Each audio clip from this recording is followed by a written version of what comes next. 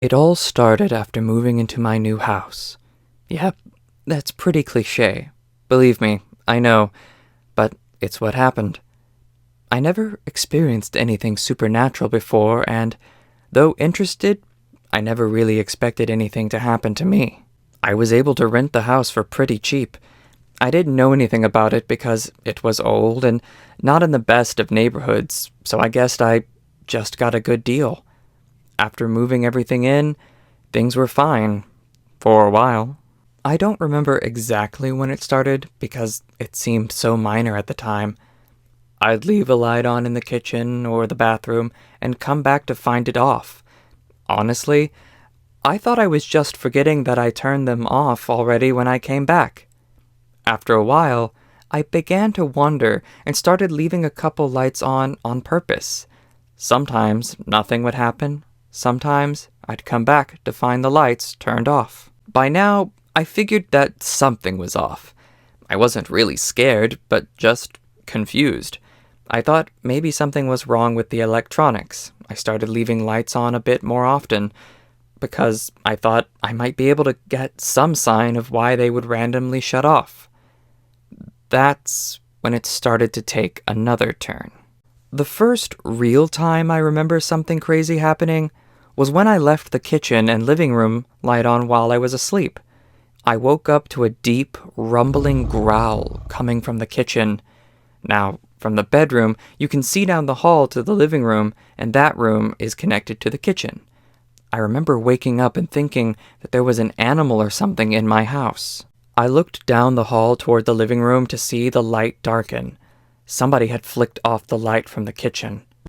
Another low growl came, this time from the living room, and I nearly screamed as I saw something bolt across the length of the hall opening, and then the living room light went out. I couldn't tell exactly what it was, though. It just seemed like a black shadow or something. It didn't really matter. I was scared shitless. I bolted from my bed then and threw on the bedroom light, expecting something to be in this room and getting ready to come after me. Nothing. There wasn't anything in the room. I let out a low breath and then I slowly moved down the hall into the living room. Once I got to the end, I practically ran to throw on the light switch there. Again, nothing. Kitchen next, and once again, nothing. I was starting to think I dreamed all of it before I went to turn off the kitchen light and stopped. Now, I was a grown man, but here I was terrified to turn off that switch, and I'll admit it, I slept with all the lights on that night. That was a mistake. When I woke up the next morning, all the lights were off once again. I went to push myself out of bed and winced as my body felt sore. I pulled the sheets off to see long red marks running down along my legs and arms. It looked like something scratched me in the night. That terrified the hell out of me, but not nearly so much as what I saw around the house. Every light I left on was smashed. Every light bulb that was on last night was broken, every lamp knocked over and smashed in. My breath caught in my throat as I looked around. Something was fucked up as hell here, and something tried to, do something to me. I called in for work that day and went to immediately replace all the lights. I didn't know what to do then. I thought about leaving, and I know this probably sounds stupid, but this was my home. It was my first time away from my family, and this was my home. I couldn't give it up, so I stayed. Even as it got worse. Even though I was beginning to become terrified of the dark, I couldn't really sleep with the light on me at night in the bedroom. I'd leave other lights on, though, like in the hall or the living room, giving myself enough to see pretty well in my darker room. And almost every night, I'd wake up in the middle of the night to hear something growling and prowling around the living room, and then the lights would shut off. I didn't want to go look. I was terrified at the thought of being in the same room with whatever was in there. So I curled up in bed and prayed it never came in. One night, after this went on for a while, I had it. I bought a gun and turned on every light in the house. Then I sat down in the middle of the living room with my gun in my lap and a baseball bat sitting next to me. I waited. There was nothing at first for a long time. At around 2 in the morning, I began to hear it. Oddly, it was behind me. I turned and peeked toward the hall to my bedroom and could hear that familiar growl. I swallowed and held my gun in one hand and the bat in the other, and slowly began to step around to get a better view of the bedroom from the living room. As I began to get a view of my bed, I heard a loud thump, followed by an inhuman roar. I, being the brave man I was, jumped back and away from the hallway. I wanted to end this all, but, dear God, I didn't want to deal with that thing. I could hear tearing and smashing, and I don't know how I caught it, but I did manage to hear an audible click, and then nothing. Slowly, I went back to peek down the hall, and the light was off once again. A deep breath, and I ventured forth, my weapons ready. When I came to my bedroom and flicked the light back on, I gasped. My bed was ravaged, torn completely apart. It was like some animal had jumped into it and just ripped it to shreds. I stepped forward to look at what was left on my bed and just stood in shock for who knows when. It wasn't until I heard the sound of a familiar growl that I turned around. Standing near my door, right at the light switch, was when I finally saw it. It was a man, a white and rotting man with a mangled body that looked like he had once been a dog's chew toy, staring at me.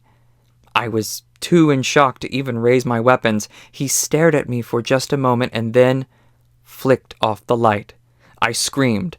I'm not even ashamed to admit it. I screamed and bolted. I didn't care if that was where that man had been standing. I ran right past where I had seen him, swinging my bat like a madman. I nearly put a hole in the hallway as I ran through into the safe light of the hall.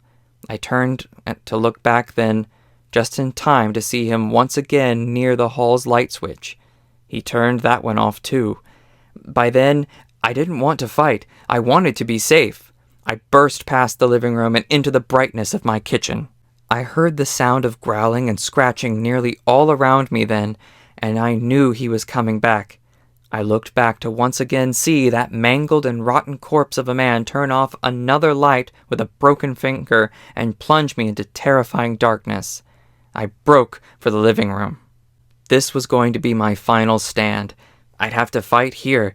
I drew close to the standing lamp that was my last line of defense. It hated the dark, so I'd stay right here next to this comforting standing lamp.